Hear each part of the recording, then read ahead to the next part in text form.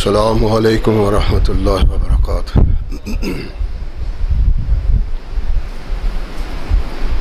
الحمد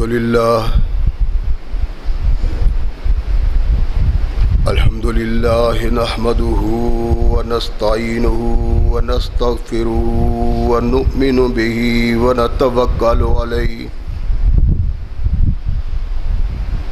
ونعوذ باللہ من شرور انفسنا ومن سیئات اعمالنا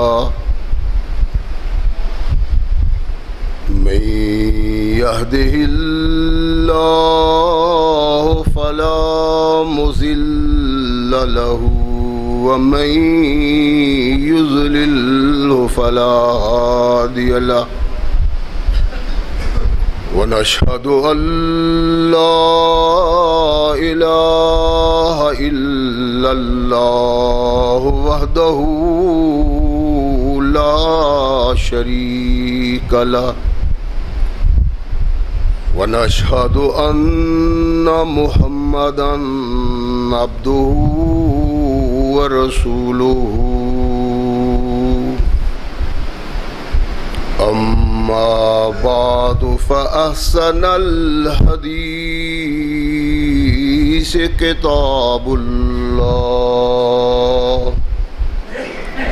وخير الهدي هدي محمد صلى الله عليه وسلم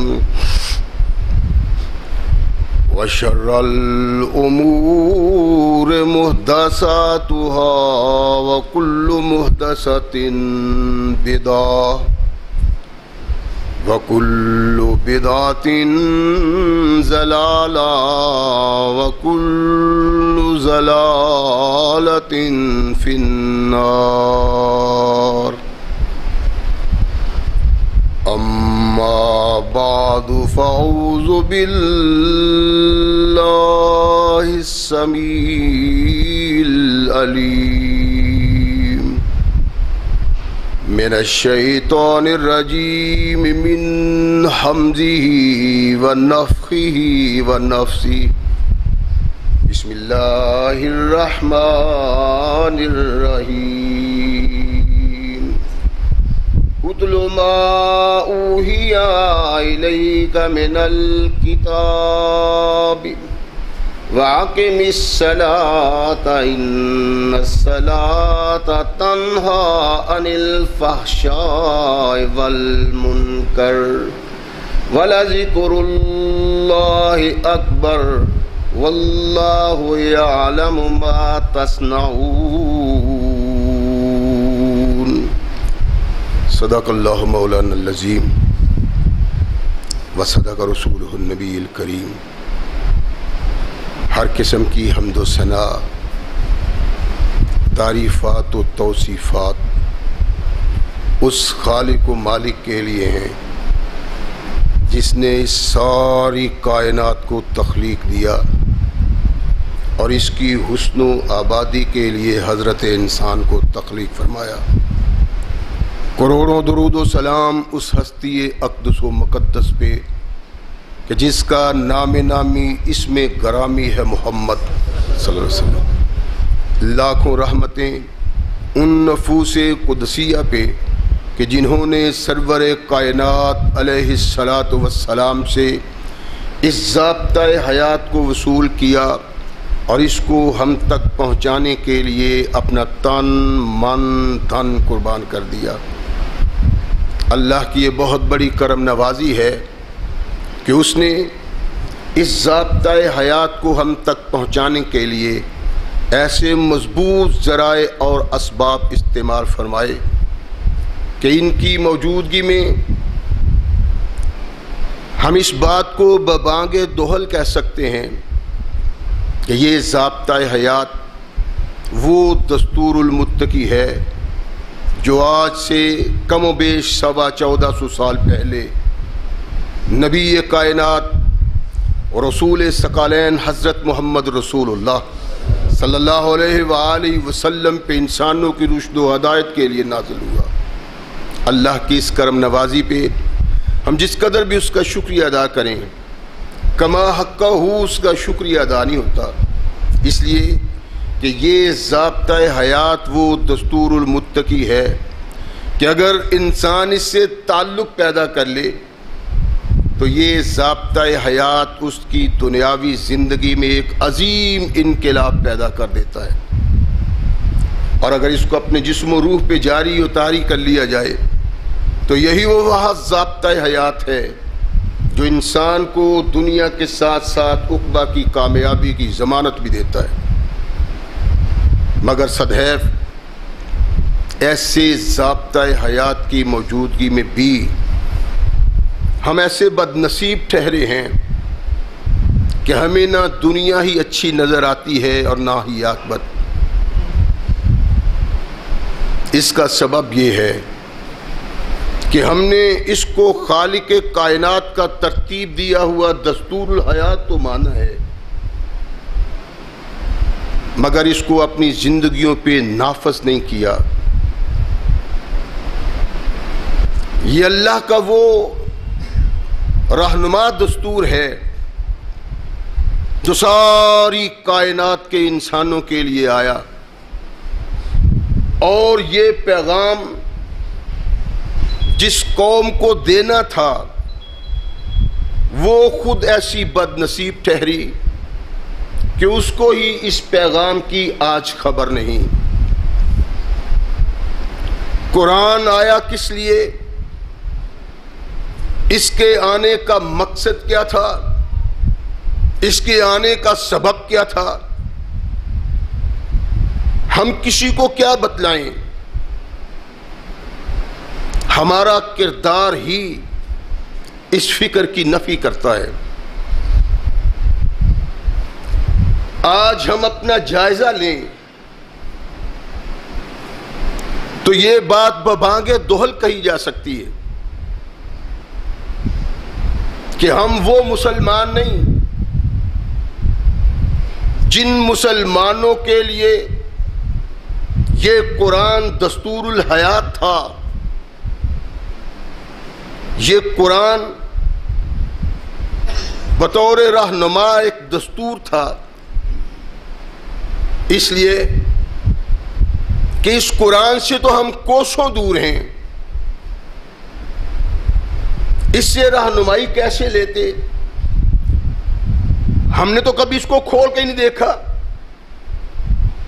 اور اگر خوش نصیبی سے کوئی شخص اس کو کھول لیتا ہے تو بدنصیبی پھر آگے شروع ہوتی ہے کہ اس کو علم ہی نہیں، پڑھتا ہے وہ عربی، حروف و الفاظ کی تلاوت کرتا ہے، لیکن اس کو علم نہیں کہ ان کا مطلب کیا ہے، ان کا مقصد کیا ہے، یہ کیا ہماری رہنمائی کرتے ہیں۔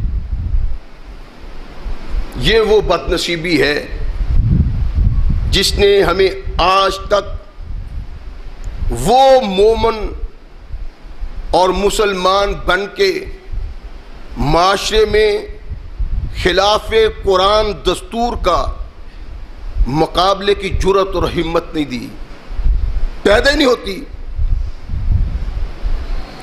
اگر اس قرآن سے رہنمائی لی ہوتی، اگر یہ قرآن ہمارے پیش نگاہ ہوتا تو آج یہ قوم اس قدر بے وقار نہ ہوتی۔ انسانیت کا وقار، اس کی عظمت کا اظہار قرآن نے کیا، اور قرآن کے ماننے والوں نے اپنے کردار سے ثابت کیا کہ قرآن واقعی ایسا دستور ہے جس سے تعلق پیدا کر کے انسان انسانیت سے آشنا ہو سکتا ہے۔ یہ وہ رہنما اصول ہیں جن کو اپنا کے انسان اپنی دنیا کو بھی بہترین بنا سکتا ہے اور اپنی عاقبت کو بھی۔ ایک عظیم عمل، جو عمل مسلمان کی زندگی کا بنیادی کردار ہے، اور ایسا عمل جس عمل کو اپنا کے انسان اللہ کا محبوب و مقبول بن سکتا ہے۔ ظاہر ہے جب اللہ کا مقبول و محبوب بن جائے گا تو اللہ اس کی عزت و افتخار کو عام کر دیں گے. اور جب انسان اس سے اعراض کی زندگی بسر کرتا ہے، پہلو تہی کرتا ہے، تو وہی عمل اس ایماندار کہلانے والے کی دنیا اور عاقبت کو تباہ کر دیتا ہے.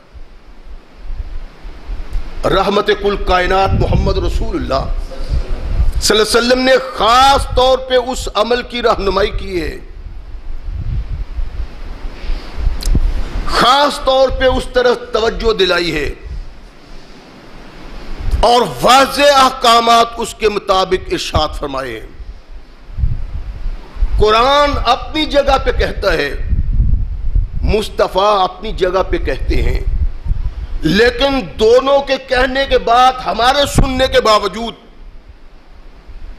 ہمارے کان تک خارش نہیں ہوتی، جبکہ وہ عمل ایسا ہے کہ اگر انسان اس سے اعراض کر لیتا ہے، انسان اس سے پہلو تہی کرتا ہے، تو وہ عمل اس کی زندگی کو تباہ کرنے کی بنیاد بن جاتا ہے. وہ عمل کیا ہے؟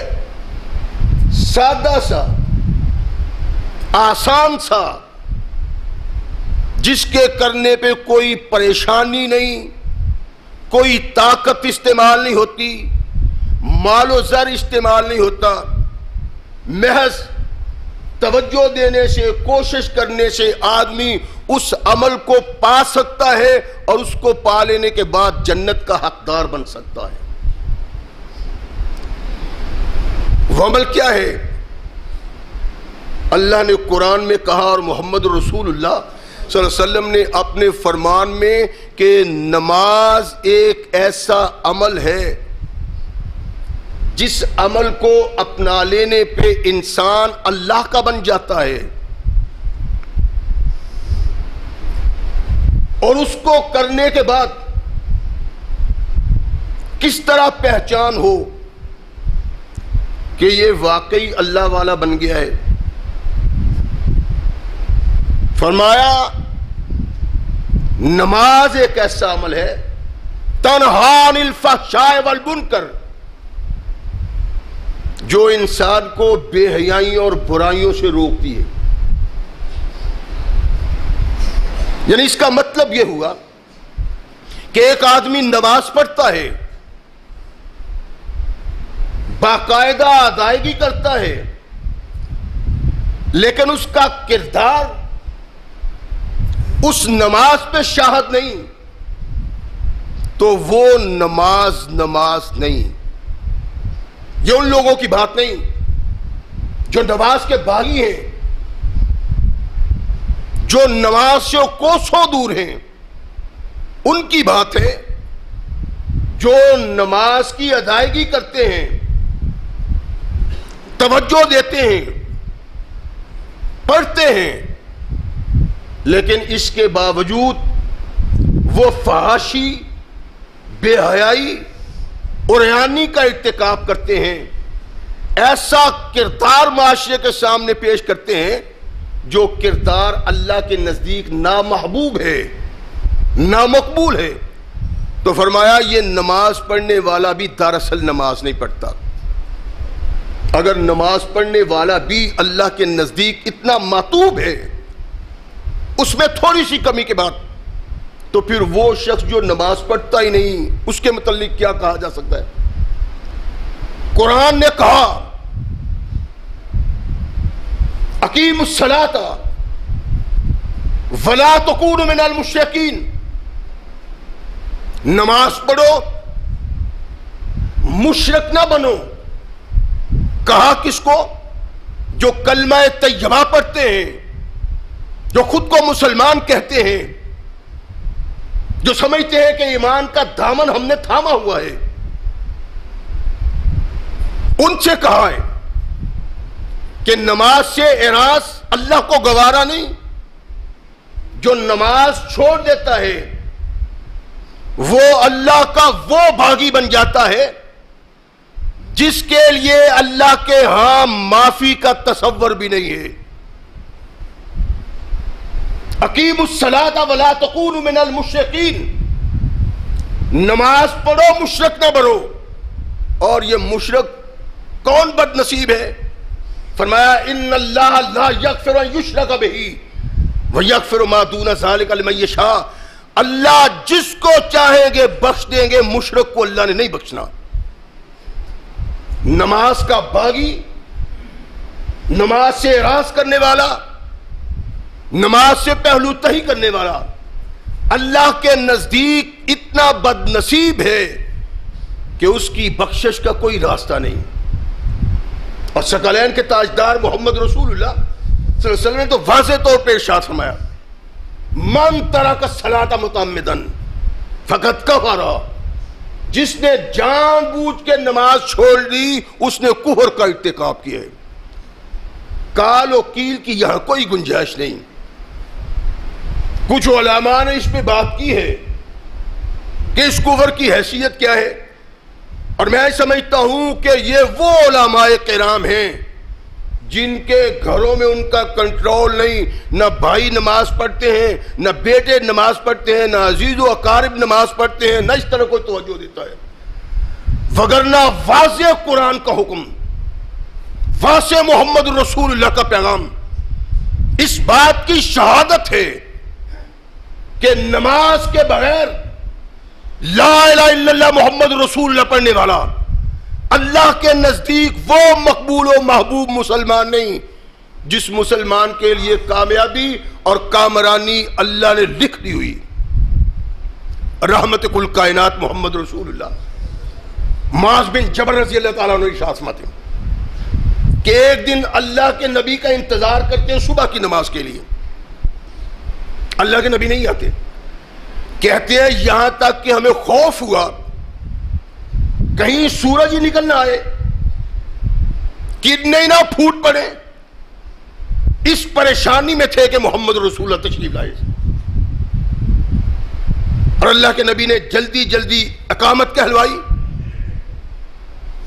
ہلکی سی نماز پڑھی، یعنی عام طور پہ اللہ کے نبی صبح کی نماز ذرا کافی لمبی پڑھتے تھے، قرآن کی قرات تلاوت لمبی ہوتی تھی، لیکن معاذ کہتے ہیں کہ آج اللہ کے نبی نے بڑی مختصر سی ہلکی سی نماز پڑھی اور ارشاد فرمایا جو جہاں ہے وہاں بیٹھا رہے، جائے کوئی نہ۔ صحابہ وہاں بیٹھے، ارشاد فرمایا میں تمہیں بتاتا ہوں کہ میں آج اتنا لیٹ ہوا کیوں ہوں، اس کا سبب کیا ہے۔ اللہ کے نبی سبب بیان کرتے ہیں دیر سے آنے کا۔ فرمایا کہ میں رات کو اٹھا، وضو کیا، اللہ نے جتنی توفیق دی، جتنی میرے نصیب میں تھا نماز ادا کی، اور پھر میں لیٹ گیا۔ کہا کہ لیٹنے کے بعد غنودگی سی نیند کی محسوس کی، پھر نیند کی وادی میں اتر گیا، سو گیا۔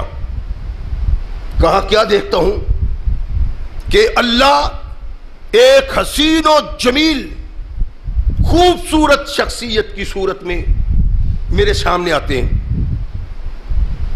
اللہ کے نبی علیہ الصلوۃ والسلام ارشاد فرماتے ہیں کہ اللہ مجھے کہتے ہیں یا محمد صلی اللہ علیہ وسلم یہ فرشتے کس بات پہ گفتگو کر رہے ہیں؟ لا ادری، میں نے کہا اللہ میں تو نہیں جانتا۔ پھر اللہ نے کہا کہ یا محمد قل تو رب لبیک، میں نے کہا اللہ میں حاضر ہوں، حکم۔ فرمایا فی ما یختص الملائکۃ المقربون، مجھے یہ بتاؤ کہ مقرب فرشتے کس بات میں جھگڑا کر رہے ہیں، کس بات پہ گفتگو کر رہے ہیں؟ رب لا ادری، ارشاد فرمایا 3 بار مجھ سے میرے اللہ نے سوال کیا اور 3 بار میں نے کہا اللہ مجھے تو اس کا علم نہیں۔ فرمایا پھر اللہ نے میرے دونوں کندھوں کے درمیان اپنا ہاتھ رکھا، یہاں تک کہ اللہ کی انگلیوں کی ٹھنڈک میں نے اپنے سینے میں محسوس کی۔ پھر اللہ نے ہاتھ اٹھایا اور ارشاد فرمایا یا محمد، میں نے کہا رب لبیک، اللہ میں حاضر ہوں۔ فرمایا یہ بتاؤ فیما یستخم الملائکۃ المقربون، یہ مقرب فرشتے کس بات پہ گفتگو کر رہے ہیں، کس بات پہ تنازع ہے، ان میں کس بات پہ جھگڑ رہے ہیں؟ اللہ کے نبی ارشاد فرماتے ہیں کہ اللہ کے ہاتھ رکھنے سے میرے سامنے وہ سارا منظر آ گیا، یہاں تک کہ وہاں جو جو تھا میں نے اس کو پہچان لیا، اور جو فرشتے باتیں کرتے تھے میں ان کو بھی سن رہا تھا۔ میں نے کہا اللہ یہ کہتے ہیں کہ کفارات کی بات، اللہ نے پوچھا وہ کفارات کیا ہے میرے محمد صلی اللہ علیہ وسلم؟ عرض کی اللہ فرشتے گفتگو کرتے ہیں کہ کس عمل سے انسان کے تمام گناہ معاف ہو جاتے ہیں۔ فرمایا وہ کیا ہے؟ عرض کی اللہ فرشتے کہتے ہیں کہ جو آدمی تیار ہو کے یعنی وضو کر کے اپنے گھر سے پیدل مسجد آتا ہے نماز کے لیے، اور پھر نماز ادا کرتا ہے، نماز کے بعد نماز کی جگہ پہ بیٹھ جاتا ہے، انتہائی سخت سردیوں میں وہ اطمینان کے ساتھ وضو کرتا ہے، فرشتے کہتے ہیں کہ جو انسان اس طرح کرتا ہے اللہ اس کے گناہوں کو بخش دیتے ہیں۔ رحمت کل کائنات محمد رسول اللہ صلی اللہ علیہ وسلم پھر ارشاد فرماتے ہیں کہ سنو، جو شخص ان اعمال کی حفاظت کرتا ہے وہ خیر کی زندگی بسر کرتا ہے، خیر کی موت مرتا ہے۔ کون؟ جو چل کے پیدل مسجد آتا ہے نماز کے لیے، نماز پڑھتا ہے، پڑھتے ہی بھاگ نہیں جاتا بلکہ بیٹھتا ہے نماز کی جگہ پہ، وضو سردی انتہا کی ہو، جاڑا سخت ہو، وضو اطمینان سے کرتا ہے۔ اللہ کے نبی نے ارشاد فرمایا کہ اللہ فرماتے ہیں اس کا مرنا بھی اچھا ہے، اس کا جینا بھی اچھا ہے، اور فرمایا کہ یہ گناہوں سے یوں پاک ہو جاتا ہے کہ یوم ولدت امہ، جیسے اس کی ماں نے اسے آج ہی جنم دیا ہے۔ جو شخص مسجد آتا ہے نماز کی غرض سے، نماز پڑھتا ہے، وہاں بیٹھتا ہے، اور پھر اس کا وضو نبی رحمت محمد رسول نے کہا بہترین وضو ہے، کمال کا وضو ہے۔ وہ انسان کس قدر خوش نصیب ہے جس کو اللہ نے یہ ہمت اور طاقت دی کہ وہ نماز کی ادائیگی کے لیے آتا ہے، اللہ کا پکارنے والا پیغامبر آواز دیتا اللہ اکبر اللہ اکبر، اس کے کان کھڑے ہو جاتے ہیں، اور یہ سب کچھ چھوڑ چھاڑ کے مسجد کی طرف آتا ہے۔ دل میں تصور ایک ہے، اللہ کی عبادت، اللہ کے سامنے سجود، اللہ کے سامنے گڑگڑانا، اللہ کو راضی کرنے کے لیے سجدہ ریزی کرنا، مقصد ایک ہے۔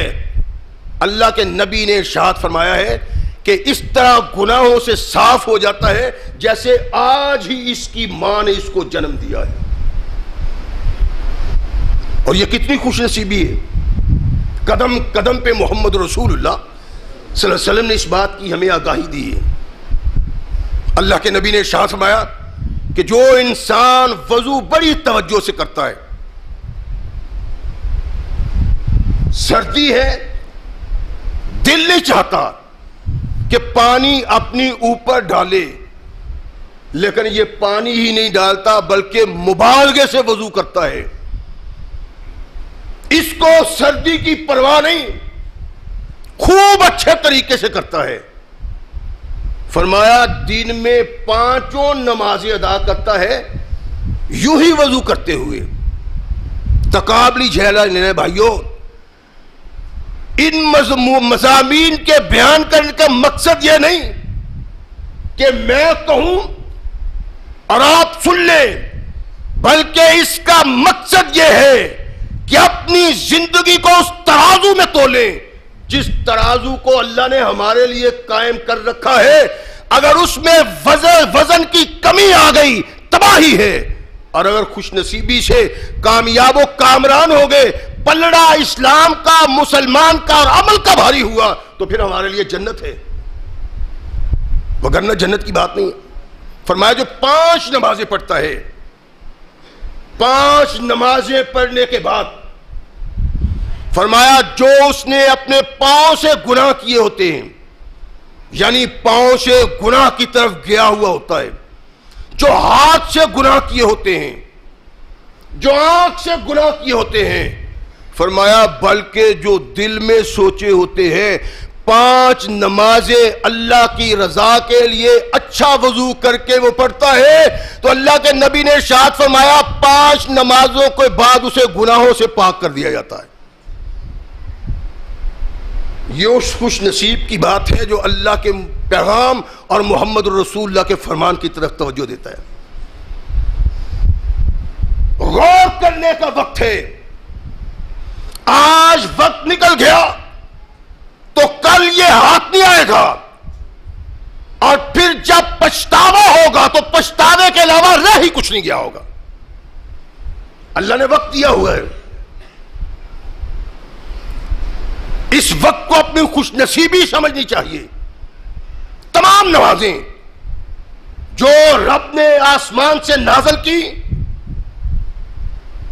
ان کے نزول کے بعد اس بات کا عام اظہار کر دیا کہ نماز انسان کے لیے وہ نہیں، آسمان سے نماز وہ نہیں اتری جو میں اپنے گھر میں پڑھتا ہوں. نماز آسمان سے وہ نہیں اتری جو میں اپنے کاروبار میں پڑھتا ہوں. نماز آسمان سے اکیلے ادا کرنے کے لیے نہیں اتری. وہ نماز جو آسمان سے اتری ہے مسلمان کے لیے، وہ مسجد میں آ کے با جماعت ادا کر رہا ہے. دوسری نماز تو بیماروں کے لیے، لنگڑوں کے لیے ہے، معذوروں کے لیے ہے. جو نماز تنہا پڑھتا ہے وہ اس نماز کی ادائیگی نہیں کر رہا ہوتا جو آسمان سے آتی ہے. ان الصلاۃ کانت علی المؤمنین کتابا موقوتا، ایک وقت مقرر پہ با جماعت نماز پڑھنا آسمان سے نازل ہوا ہے. اور کچھ نمازیں ایسی ہیں جو ہماری آبادی، شادابی اور اچھائی کا خاص سبب ہیں، اور ہماری بربادی کا بھی وہ خاص سبب ہے. اللہ کے نبی محمد رسول اللہ صلی اللہ علیہ وسلم ارشاد فرماتے ہیں کہ جو شخص نماز تو پڑھتا ہے لیکن نماز میں سستی کا ارتکاب کرتا ہے. یہ ساری باتیں جو میں عرض کر رہا ہوں نمازیوں کے لیے ہیں، اور اگر یہ ساری نمازیوں کے لیے تو وہ لوگ جو نماز پڑھتے نہیں وہ غور کریں اپنے متعلق کہ ان کی حیثیت کیا ہے. فرمایا من ترک صلاۃ العصر حبطت عملہ، جو نمازی عصر کی نماز چھوڑ دیتا ہے فرمایا سارے اعمال تباہ ہو جاتے ہیں. سارا دن عمل کرتا ہے، اللہ کی عبادت کرتا ہے، تعریف و توصیف کرتا ہے، لیکن عصر کی نماز ادا نہیں کرتا. ایک نماز اللہ کے نبی نے فرمایا تمام اعمال پہ پانی پھر جاتا ہے, سب برباد ہو جاتے ہیں. ایک نماز عصر آدمی ادا نہیں کرتا. وہ کائنات کا کتنا بدترین اور بد نصیب انسان ہے کہ اللہ اس کے کیے ہوئے اعمال کو قبول نہیں کرتا. اور پیغمبر اعظم محمد رسول نے واضح طور پہ ارشاد فرمایا کہ عصر کی نماز کا تارک اپنے تمام اعمال کو تباہ اور برباد کر دیتا ہے. ایک نماز کی بات, یہی نماز ہے رحمت کل کائنات محمد رسول اللہ صلی اللہ علیہ وسلم نے جس کے متعلق مسلمان کے اعزاز کو بیان کیا ہے. سمجھنے کی بات ہے, اگر آج ہم نے غور نہ کیا تو کل اس کی جواب دہی کرنی ہے. اور ایک ایسی حقیقت ہے جس حقیقت کا انکار کائنات میں کوئی قرآنی تعلیم سے تعلق رکھنے والا نہیں کر سکتا.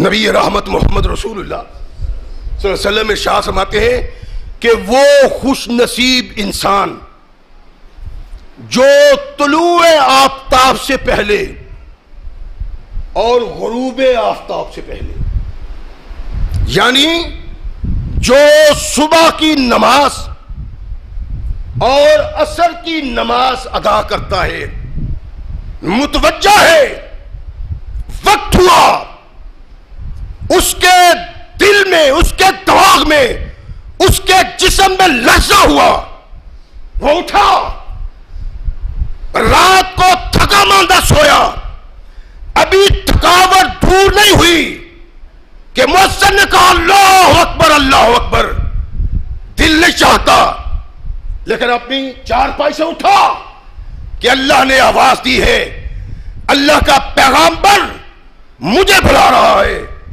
کہ حیا علی الصلاۃ, سونے والے تیری نیند پوری ہوئی ہے کہ نہیں, تیری تھکاوٹ دور ہوئی ہے کہ نہیں, اللہ تمہیں کہتا ہے نماز کا وقت ہو گیا, آ جا. رحمت کل کائنات محمد رسول اللہ صلی اللہ علیہ وسلم ارشاد فرماتے ہیں یہ اپنی چارپائی کو چھوڑتا ہے, اپنی نیند کو چھوڑا, اٹھا, وضو کیا, اچھے طریقے سے وضو کیا اور مسجد کی طرف روانہ ہوا, نماز ادا کی. ایک شخص اپنے کاروبار کے عروج کے وقت, عصر کا وقت کاروبار کا عروج کا وقت ہے, ایک تو دکاندار نے اپنے گاہکوں کو سنبھالنا ہے, دوسرا یہ بھی احساس ہے کہ دکان کو بھی سنبھالنا ہے, اس کو بھی سامنا ہے, وقت تھوڑا رہ گیا. فرمایا یہ سب کچھ اس کے سامنے ہے, یہ سب کچھ چھوڑ کے, اپنی دکان کو چھوڑ کے, اپنی مجلس کو چھوڑ کے, اپنی محفل کو چھوڑ کے, اپنے کاروبار کو چھوڑ کے آ کے عصر کی نماز پڑھتا ہے. فرمایا میں محمد کہتا ہوں لن يدخل النار, یہ انسان آگ میں داخل ہوگا ہی نہیں. یعنی مسلمان کی خوش نصیبی کی آپ غور تو فرمائیں, اللہ کی رحمت بے قرار ہے ان لوگوں کے لیے جو اللہ کی رضا کے لیے اللہ کی عبادت کو آتے ہیں, نماز کو آتے ہیں, اللہ کے حکم کو اپنے سر پہ رکھتے ہیں اور سب کچھ چھوڑ کے اللہ کی رضا کے لیے.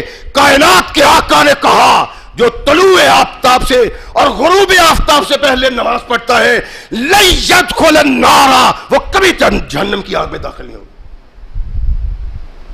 یہ تو اللہ کے دی ہوئی خوش نبی. کیا ہم یہ سوچتے ہیں؟ میں سوچوں, آپ سوچیں, ہماری اولاد, بچے بچیاں, بیوی, ماں, بہن, بھائی, کیا یہ سب نماز کی ادائیگی میں وہی فریضہ سر انجام دیتے ہیں جو اللہ نے عائد کیے ہوئے کہ کبھی آگ نہ چھوئے؟ وہ اللہ نے نماز ہمارے لیے جنت کا سبب بنایا ہے. جو باغی ہے نماز کا وہ کائنات کے آقا محمد الرسول اللہ کے نزدیک جنت کو پانا تو بہت دور ہے, وہ اس کی خوشبو بھی نہیں سنتی. اس آدمی کو جنت کی خوشبو نہیں آنی جس آدمی نے باقاعدگی کے ساتھ نماز کی حفاظت کرتے ہوئے نماز نہیں پڑھی. رحمت کل کائنات محمد رسول اللہ صلی اللہ علیہ وسلم نے ارشاد فرمایا کہ جب عصر کا وقت ہوتا ہے تو کرام الکاتبین کا ملاپ ہوتا ہے. یہ کرام الکاتبین کیا ہے؟ جو ہمارے روز کے اعمال لکھتے ہیں. اللہ کے نبی علیہ السلام نے ارشاد فرمایا کہ آسمان سے کرام الکاتبین اترتے ہیں صبح کی نماز کو، اور جو رات کے وقت انسان کے عمل لکھنے والے ہوتے ہیں وہ جانے کے لیے اور دن کے سارے اعمال لکھنے والے آنے کے لیے ایک جگہ پہ اکٹھے ہوتے ہیں. رحمت کل کائنات محمد رسول اللہ صلی اللہ علیہ وسلم نے ارشاد فرمایا کہ آنے والے آ گئے صبح کی نماز کے وقت، جانے والے چلے گئے. پھر فرمایا سارا دن گزر گیا، عصر کے وقت رات کو آنے والے آتے ہیں اور دن کی ڈیوٹی سر انجام دینے والے واپس جاتے ہیں. فرمایا دو مقامات پہ دو اوقات میں فرشتے اکٹھے ہوتے ہیں کرام الکاتبین. اور جب یہ اللہ کے حضور جاتے ہیں، میں نے جو عرض کیا ہے کہ اللہ کے نبی نے ارشاد فرمایا من ترک صلاۃ العصر فقد حبط عملہ، جس نے عصر کی نماز چھوڑ دی اس کے سارے اعمال تباہ ہو گئے. فرشتے جاتے ہیں، اللہ ارشاد فرماتے ہیں کہ تم میرے بندوں کے پاس سے آئے ہو، مجھے بتاؤ کہ میرے بندوں کو کس حال میں تم نے پایا اور کس حال میں چھوڑا. اللہ کو نہیں علم؟ اللہ کائنات کی حرکت کو جانتے ہیں. رات کی تاریکی، بادل کی تاریکی، سمندر کی تاریکی، پتھر کی تاریکی، اس میں چلنے والی سیاہ چونٹی کو بھی جانتے ہیں کہ اللہ کو یہ معلوم نہیں تھے کہ میرے بندے کس حال میں تھے. سبب کیا تھا کہ اللہ آنے والے فرشتوں سے پوچھتا ہے میرے بندوں کو کس حال میں پایا اور کس حال میں چھوڑا. کہتے ہیں اللہ جب ہم گئے تھے ہم نے تیرے بندوں کو نماز میں مصروف پایا، تیری عبادت میں مصروف پایا، اور جب اللہ وہاں سے آئے تو ہم نے تیرے بندوں کو عبادت میں مصروف پایا. اور سبب کیا تھا؟ تیرے ایمان کی گواہی، تیری نماز کی گواہی، تیرے شرف و فضل کی گواہی اللہ فرشتوں سے لینا چاہتا تھا کہ فرشتے گواہ بن جائیں میرے بندے رات کی تاریکی کو چھوڑ کے صبح کا وقت شروع نہیں ہوا نماز کے لیے روانہ ہے. سارے کاموں کو چھوڑا، دکانداری کو چھوڑا، مجلس کو چھوڑا، یاروں کو چھوڑا، گھر والوں کو چھوڑا، عصر کے وقت نماز پڑھنے کے لیے مسجد میں آئے. تو اللہ کا مقصد تھا کہ میرے ان مومن بندوں کے لیے فرشتے گواہ بن جائیں کہ یہ اللہ کے خاص بندے. نبی رحمت محمد رسول اللہ صلی اللہ علیہ وسلم نے ہمارے شرف و فضل کی گواہی اللہ کے نبی کہتے ہیں اللہ نے کہا ان کے شرف و فضل کی گواہی میں اپنے فرشتوں سے لیتا ہوں، اور یہ فرشتے ان مسلمانوں کے لیے گواہ بن جاتے ہیں جو اللہ کے لیے، اللہ کی رضا کے لیے نماز ادا کرتے ہیں، اور جن نمازیوں کے لیے یہ فرشتے گواہ بن جاتے ہیں جنت کے دروازے ان کے لیے کھل جاتے ہیں. اللہ کے نبی ارشاد فرماتے ہیں العہد الذی بیننا و بینہم الصلاۃ من ترکہا فقد کفر. فرمایا منافقوں اور مسلمانوں کے درمیان جو عہد ہے وہ نماز کا ہے. جو نماز چھوڑ دیتا ہے، منافق کون بنصیب ہے؟ جس کے متعلق اللہ نے کہا کہ ان المنافقین فی الدرک الاسفل من النار، کہ منافق جہنم کے آخری درجہ میں ہوگا، جہنم کا وہ درجہ جس سے جہنم بھی پناہ مانگتی ہے، منافق اس میں ہوگا۔ فرمایا اس منافق کی اگر جان محفوظ ہے، اگر دولت محفوظ ہے، تو فرمایا اس لیے کہ یہ نماز ادا کرتا ہے۔ نماز منافق کو بھی عقوبت اور سزا سے بچاتی ہے جب تک وہ نماز پڑھتا ہے، جب نماز کا باغی ہو جائے فرمایا منافق نہیں، فمن ترکھا فقد کفر، جس نے نماز کو چھوڑ دیا اس نے کفر کا ارتکاب کیا۔ اللہ کے نبی علیہ السلام نے خاص طور پر رہنمائی کی ہماری،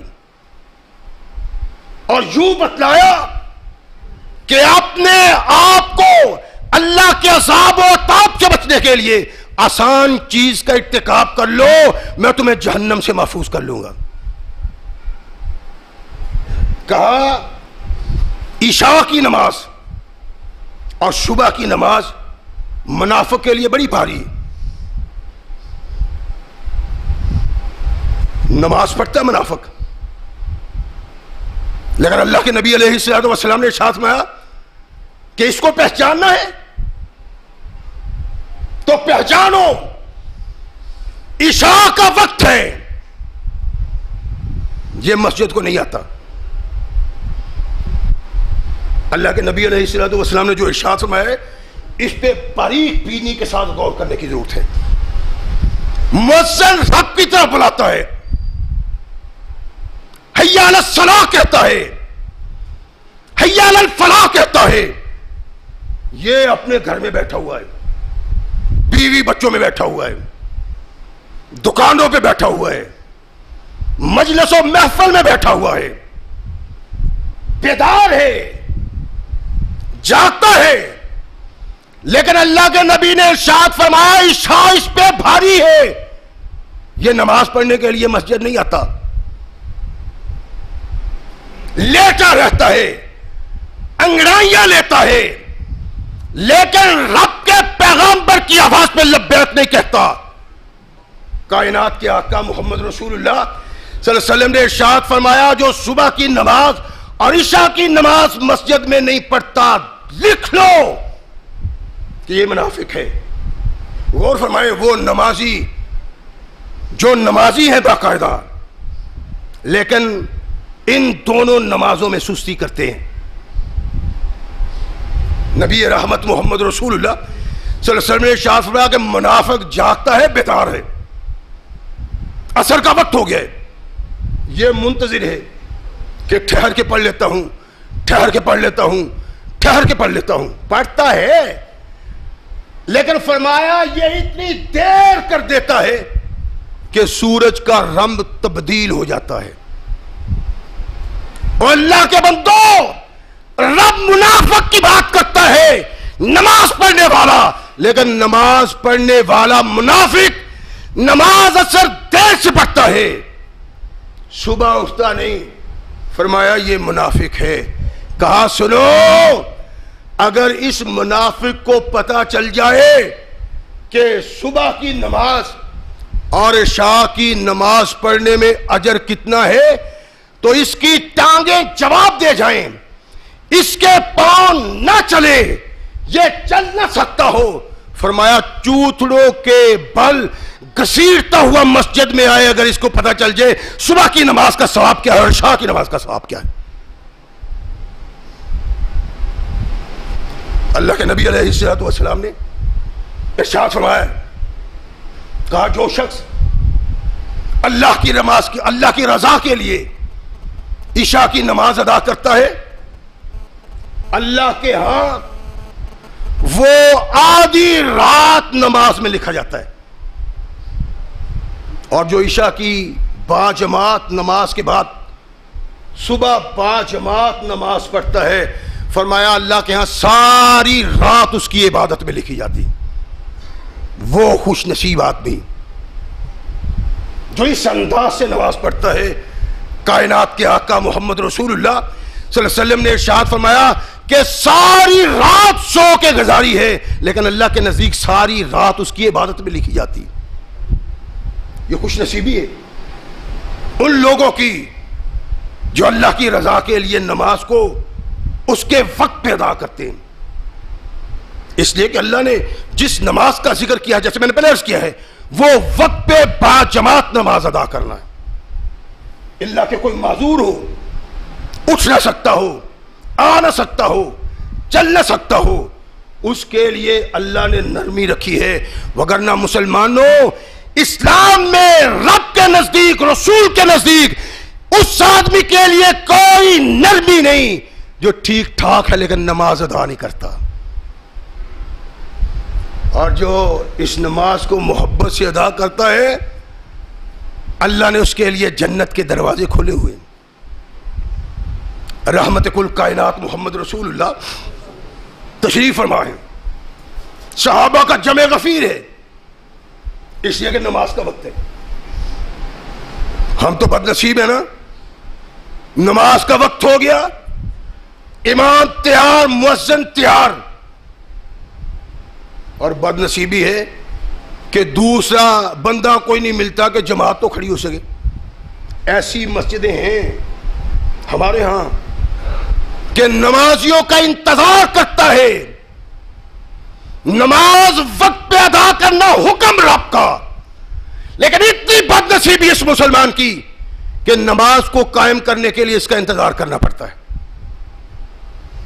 میں نے کیا عرض کیا تھا کہ اللہ کے نبی نے ارشاد فرمایا، نماز پڑھتا ہے اور بیٹھ جاتا ہے، ذکر و اذکار کرتا ہے.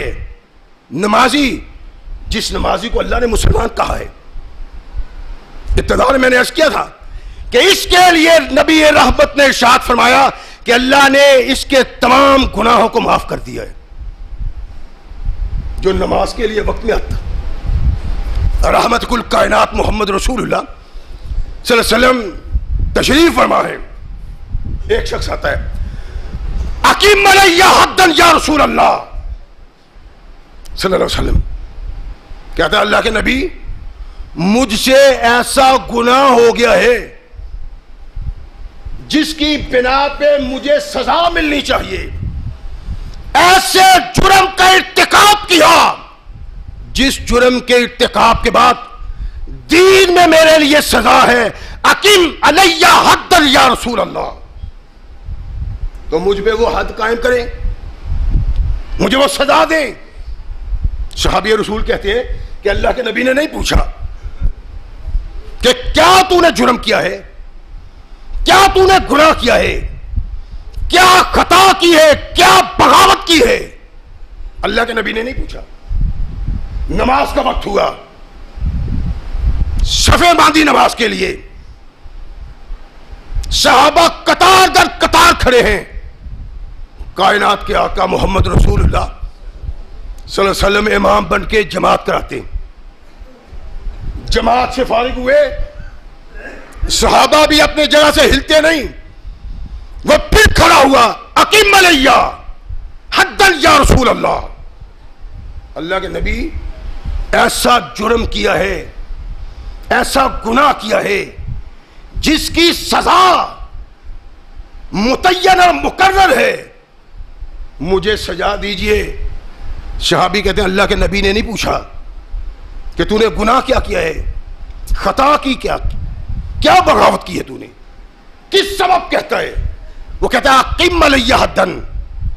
اللہ کے نبی نے ارشاد فرمایا، اور تو نے ہمارے ساتھ نماز پڑھ لی ہے؟ عرض کی ہاں. فرمایا ان اللہ غفر لک ذنبک، نماز کے بعد اللہ نے تیرے گناہ کو معاف کر دیا ہے. یعنی جس گناہ کو وہ اپنے لیے سزا کا سبب سمجھتا تھا، وہ سزا مانگتا تھا، اللہ کے نبی نے ارشاد فرمایا کہ یہ گناہ اللہ نے بخش دیا ہے کہ تو نے نماز پڑھ لی. نماز انسان کو گناہوں سے پاک اور صاف کر دیتی ہے، لیکن وہ نماز جو اللہ کی رضا کے لیے پڑھی جاتی ہے اور جو اللہ کے نبی محمد رسول اللہ صلی اللہ علیہ وسلم کے فرمان کے مطابق پڑھی جاتی ہے، وہ نماز انسان کو گناہوں سے پاک اور صاف کر دیتی ہے. نماز کی حیثیت کیا ہے؟ کبھی ہم نے غور نہیں کیا. اللہ کے نبی تشریف فرما ہے, ایک صحابی آ کے اپنی خواب سناتا ہے. ابو طلحہ رضی اللہ تعالیٰ عنہ پریشان ہے, لوگوں سے پہلے بات کی. ہوا کیا ہے؟ سوئے تو خواب میں خود کو جنت کے دروازے پہ دیکھا. ابو طلحہ کہتے ہیں کہ میں جنت کے دروازے پہ کھڑا ہوں, ایک شہید آیا, ایک نمازی آیا, دو آدمی کھڑے ہیں میرے ساتھ. اور یہ دو آدمی کون ہیں؟ جو ایک قبیلے سے تعلق رکھتے ہیں اور ایک ہی وقت میں دونوں ایمان لائے ہیں. پہلا ایمان والا طاقتور جوانا تھا, توانا تھا, گبرو تھا, وہ جہاد میں حصہ لیتا ہے, شہید ہو جاتا ہے. اور دوسرا آدمی 1 سال کے بعد فوت ہوتا ہے. ابو طلحہ کہتے ہیں یہ شہید بھی اور یہ بھی میرے ساتھ جنت کے دروازے پہ کھڑے. جنت سے ایک آدمی نکلتا ہے, وہ نمازی کا ہاتھ پکڑ کے جنت میں لے جاتا ہے. پھر اس کے بعد ایک اور شخص آتا ہے, وہ شہید کا ہاتھ پکڑتا ہے اور جنت میں لے جاتا ہے. مجھے کہتا ہے تو واپس چلی جا, ابھی تیرا وقت نہیں ہے. خواب بیان کرتے ہیں صحابہ میں, صحابہ پریشان کہ شہید تو وہ ہے جس کے متعلق رب نے کہا, رسول نے پیغام دیا کہ شہید زمین پر گرنے سے پہلے جنت میں اپنا مکان دیکھ لیتا ہے. یہ کیا سبب ہے کہ اس آدمی کو جنت میں پہلے لے گئے لے جانے والے اور شہید بعد میں؟ صحابہ بھی پریشان. ابو طلحہ کہتے ہیں کہ میں محمد رسول اللہ کے پاس کیا, میں نے عرض کیا اللہ کے نبی میں نے آج بڑا عجیب خواب دیکھا ہے. فرمایا کیا؟ کہنے لگا اللہ کے نبی میں نے دیکھا ہے خواب میں کہ میں جنت کے دروازے پہ ہوں, 2 شخص ہیں, ایک شہید ہے, ایک دوسرا آدمی ہے. جنت سے آنے والا آتا ہے, وہ دوسرے آدمی کو ہاتھ پکڑ کے لے جاتا ہے, شہید باہر رہ جاتا ہے. اور پھر دوسرا آدمی آتا ہے, وہ بھی اس کو لے جاتا ہے. اللہ کے نبی شہید بعد میں, وہ پہلے سبب کیا تھا؟ فرمایا تجھے سبب کا پتہ نہیں؟ نہیں اللہ کے نبی, صحابہ کے نزدیک بھی میرے نزدیک بھی پہلے جنت میں شہید کو داخل ہونا چاہیے تھا. کائنات کے آقا مسکرائے, ارشاد فرمایا اس مرنے والے نے جو سال بعد مرا ہے, ایک رمضان کے روزے اس سے زیادہ رکھے ہیں اور اتنے ہزار نمازوں کے سجدے اس نے شہید کے بعد کیے ہیں. یہ صحیح ہے؟ اس کی صحیح ہے. فرمایا اس نمازی اور شہید کے درمیان آسمان کے برابر فرق ہو گیا ہے. اس لیے وہ نمازی اپنی نماز کی بنا پہ اس شہید سے پہلے جنت میں داخل ہوا ہے. ایسی خوش نصیبی ہے اس مسلمان کی جو نماز ادا کرتا ہے, اور اتنا بد نصیب ہے وہ جس کے متعلق من ترکہا فقد کفر, جس نے اس کو ترک کر دیا اس نے کفر کا ارتکاب کیا ہے. اور یہ کوئی معمولی بات نہیں. اللہ کے نبی نے ارشاد فرما دیا, صحابہ نے بیان کیا, ہم تک پہنچا, ہم بھی بیان کرتے نہیں, بلکہ نماز کا تارک ایسا بد نصیب ہے کہ اس سے بڑھ کے کائنات میں کوئی بد نصیب نہیں ہو سکتا. رحمت کل کائنات محمد رسول اللہ صلی اللہ علیہ وسلم نے ارشاد فرمایا اپنی نمازیں باقاعدہ پڑھو. یہاں تو ہمارے ہیں نا, باقاعدہ کیا 20 بار دیکھا ہے کہ مسجد میں نماز ہو رہی ہے, مسجد کا ہمسایہ, مسجد کا محلے دار اندر نظر مارتا ہے نماز ہو رہی ہے, وہ اس طرح توجہ نہیں دیتا, سیدھا بازار کو نکل جاتا ہے. بازار سے آیا, نماز ہو رہی ہے, وہ سیدھا گھر چلا جاتا ہے. کبھی کسی نے نماز کی طرف آنکھ اٹھا کے نہیں دیکھا. مسلمان کا بیٹا, باپ بھی مسلمان, خود بھی مسلمان, آگے جنم جن کو دیا وہ بھی مسلمان، لیکن نماز کے قریب نہ یہ پھٹکتا ہے، نہ اس کی اولاد پھٹکتی ہے، نہ شاید اس کا باپ پھٹکا تھا۔ کائنات کے آقا محمد رسول اللہ صلی اللہ علیہ وسلم، من حافظ علیہا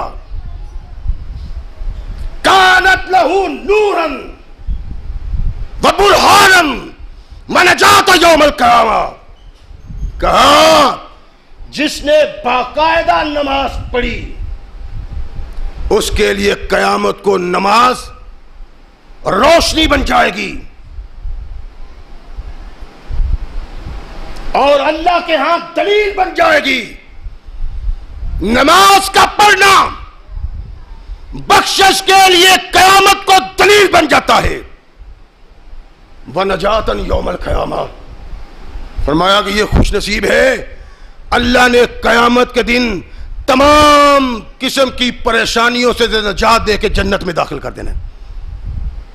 وَمَن لَمْ يُحَافِظْ عَلَيْهَا لَمْ يَكُنْ لَهُ نُورًا وَبُرْهَانًا وَنَجَاتًا كَانَ يَوْمَ الْقِيَامَةِ مَعَ قَارُونَ وَهَامَانَ وَفِرْعَوْنَ وَأُبَيِّ بْنِ خَلَف، کائنات کے بدترین کافروں کا نام لے کے محمد رسول اللہ نے کہا بے نماز آدمی ان کافروں کے ساتھ ہوگا۔ پیچھے کیا رہ جاتا ہے؟ اور یوں ہی نہیں میں کہتا، میں نے بارہا کہا ہے کہ اللہ کے بندو مجھے آ کے تنگ نہ کیا کرو، جو نمازی نہیں اس کی نماز نہیں، چاہے سارا دن امام اس کے لیے بخشش کی دعا مانگتا رہے، اس کا لاشا آگے پڑا رہے، امام بخشش کی دعا مانگتا رہے، اس کی بخشش نہیں ہے۔ میں نے تو کہا مجھے ان لوگوں کے لیے تکلیف نہ دیا کرو کہ میں بے نمازیوں کا، میرا نہیں دل چاہتا بے نمازیوں کا جنازہ پڑھنے کے لیے، بلکہ بارہا کہا مجھے کہا ہی نہ کریں، بلکہ میں نے تو یہ کہا ہے کوئی بے نمازی میرا بھی جنازہ نہ پڑھے، مجھے وہ بے نظاری پسند نہیں، چاہتا نہیں میں کہ بے نمازی میرا جنازہ نہ پڑھے میرا جنازہ، لیکن بے نمازی کا بھی جنازہ نہیں ہے اللہ کے نزدیک اور محمد رسول اللہ کے لیے۔ فمن ترکھا فقد کفر، اللہ کے نبی نے کہا ہے، اور صحابہ کا کردار کیا اس سلسلے میں کبھی ہم نے غور نہیں کیا۔ یہ دوہل کہنے والی بات ہے، جو آدمی نماز نہیں پڑھتا اس کی نماز نہیں، اور قیامت کے دن یہ آدمی اللہ کے نبی کے بڑے دشمن ابی بن خلف کے ساتھ ہوگا، موسیٰ علیہ السلام کے بڑے دشمن فرعون کے ساتھ ہوگا، قارون کے ساتھ ہوگا، حامان کے ساتھ ہوگا۔ اس کی بخشش کا تصور کیا ہو سکتا ہے؟ اور نماز کے سلسلہ میں صحابہ کتنے پریشان رہتے تھے۔ حدیث میں ہے عبداللہ بن عباس رضی اللہ تعالیٰ نبی نے ہو گئے، پتا چلا کہ اللہ کے نبی نے جس کے متعلق کہا تھا اللہم علمہ القرآن، اللہ اس کو قرآن سکھا۔ اتنا محبوب صحابی، اتنا مقبول صحابی کہ اللہ نے جس کو قرآن کی تعلیم سکھائی اللہ کے نبی کی دعا پہ، نبی نہ ہو گئے، طبیب آیا، حکیم آیا، ڈاکٹر آیا، کہنے لگا عبداللہ تمہاری بینائی واپس آ سکتی ہے، سن لو، سننے کی باتیں، قیامت کو ان کا جواب دینا ہے۔ اگر آج بھی ہم نماز سے یوں ہی دور رہے، اپنی اولاد کو بھی اس طرف نہ لائے، خود بھی نہ آئے، قیامت کے دن مجرم بن جائیں گے، مسلمانوں کے ساتھ نہیں کافروں کے سرداروں کے ساتھ اٹھایا جائے گا۔ عبداللہ تمہاری بینائی آ سکتی ہے، تم دونوں آنکھوں سے نابینے ہو گئے ہو، اگر چاہو تو علاج کروں؟ کہا ہاں۔ کہنے لگا کہ چند دن آپ کو نمازیں چھوڑنے پڑیں گی۔ وہ مسلمان غور کریں جن مسلمانوں نے کبھی نماز چکھ کے بھی نہیں دیکھی، کہا چند دن کے لیے، چند دن کے لیے چند نمازیں چھوڑنا پڑیں گی تو آپ کی بینائی ٹھیک ہو جائے گی، روشنی آ جائے گی آنکھوں میں۔ چند دن نماز چھوڑ دیجئے، فرمایا ساری زندگی کے لیے اندھا رہنا قبول ہے، نماز چھوڑنا قبول نہیں ہے۔ یہ کردار ہے محمد الرسول اللہ کے صحابہ کا جنہوں نے محمد الرسول اللہ کی شاگردی کی ہے. اور یہ کہا ہے محمد الرسول اللہ کا کہ بے نمازی بڑے بڑے کافروں کے سرداروں کے ساتھ ہوں گے، محمد کی امت کے ساتھ ان کا کوئی تعلق نہیں رہے گا. جس کا تعلق محمد الرسول اللہ کہتے ہیں میری امت سے نہیں، اس کے نماز جنازے کی ضرورت کیا ہے؟ اپنی اولاد کو قائل کرو، مائل کرو، دل نہیں چاہتا نماز پڑھنے کو. اور بار بار درخواستیں کرتا ہوں، مجھے کہا بھی نہ کرے، تھوڑے مولوی ہیں یہاں، میں ان کی بات نہیں کرتا، اپنی بھی کہتا ہوں، کوئی بے نمازی میرا جنازہ نہ پڑھے. اس کے جنازے پڑھنے سے کیا فرق پڑتا ہے؟ اس کا جنازہ میرا پڑھے بھی یا نہ پڑھے بھی ایک ہی بات ہے. میں صرف اتنا چاہتا ہوں کہ 40 مومن باقاعدہ نمازی میرا جنازہ پڑھ لے، زیادہ کی ضرورت نہیں. میرے آقا محمد رسول اللہ صلی اللہ علیہ وسلم نے ارشاد فرمایا ہے جس مسلمان کے جنازے میں صحیح العقیدہ 40 مسلمان دعا کرے میں اس کو جنت میں داخل کر دوں گا. لمبی چوڑی جنازے کی ضرورت نہیں ہے. اتنے ہی لوگ کافی ہیں جو اللہ کے مطیع و منقاد ہیں، جو نماز پڑھتے ہیں، اللہ کے احکامات پہ عمل کرتے ہیں، اللہ کی رضا کے لیے مسجدوں کو آباد کرتے ہیں. وہ اللہ کے محبوب اور اللہ کے مقبول ہیں. جو اس سے ہٹ کے زندگی بسر کرتے ہیں، اللہ ان کو مومن نہیں سمجھتا، محمد الرسول اللہ اس کو مومن نہیں سمجھتے، اور صحیح العقیدہ طاقتور ایمان والا آدمی بھی اس کو مومن نہیں سمجھتا. آئیے وقت ضائع نہ کریں. جب یہ وقت نکل گیا تو پچھتانا پڑے گا، پھر پچھتانے کے علاوہ ہوگا بھی کچھ نہیں. آپ بھی اپنی اولادوں کو بھی لاؤ، مسجدوں کو رونق دو. قیامت کے دن میرے آقا نے ارشاد فرمایا ہے اول ما یحاسب بہ العبد یوم القیامہ، سب سے پہلا حساب نماز کے متعلق ہوگا. جو نماز پڑھتا ہوگا فقد افلح وانجا، اللہ کے نبی نے ارشاد فرمایا وہ فلاح پا جائے گا اور نجات پا جائے گا. اور جس کا سوال کے جواب میں نفی جواب ہوا میں نماز نہیں پڑھتا تھا، فرمایا خسرا، کائنات کا بدترین گھاٹا پانے والا انسان وہ ہے. تو قیامت کو پہلے سوال، اس کا پہلا جواب اگر مثبت ہوا تو جنت، منفی ہوا تو اللہ کے نبی نے فرمایا انتہا درجے کا خاسر انسان ہے، اللہ کی رحمت سے دور انسان ہے. اللہ کی رحمتیں تبھی جھوم کے آئیں گی اگر ہم اللہ کے اس فرمان، اس عمل پہ اپنی زندگی کو پابند کر لیں گے. اگر پابند نہ کیا نماز کا تو اللہ کی رحمتیں ہم سے روٹھی رہیں گی، دور رہیں گی. اور جب قیامت کو اٹھیں گے ہمارا شمار محمد کی امت میں نہیں بلکہ فرعون کے ساتھ ہوگا، قارون کے ساتھ ہوگا، حامان کے ساتھ ہوگا، اور محمد کریم کے سب سے بڑے دشمن ابی بن خلف کے ساتھ ہوگا. سوچ لیں، پتہ نہیں کب چلے جانا ہے. میرٹھ یہاں نہیں، ہاتھوں میں پیدا ہوئے، ہاتھوں میں جوان ہوئے، اور ہم نے ان کا جنازہ پڑھا ہے. اللہ کہتے ہیں یہ وقت تمہیں دیا ہے، وقت سے فائدہ حاصل کر لو. اللہ کی رضا کے لیے نماز کی ادائیگی بنیادی چیز ہے. جو اس سے باغی ہے رضا کے لیے اس کا کیا ہوا کوئی عمل اللہ کے نزدیک قابل قبول نہیں. اللہ ہمیں صحیح مسلمان بننے کی توفیق عطا فرمائے. وآخر دعوانا الحمدللہ رب العالمین.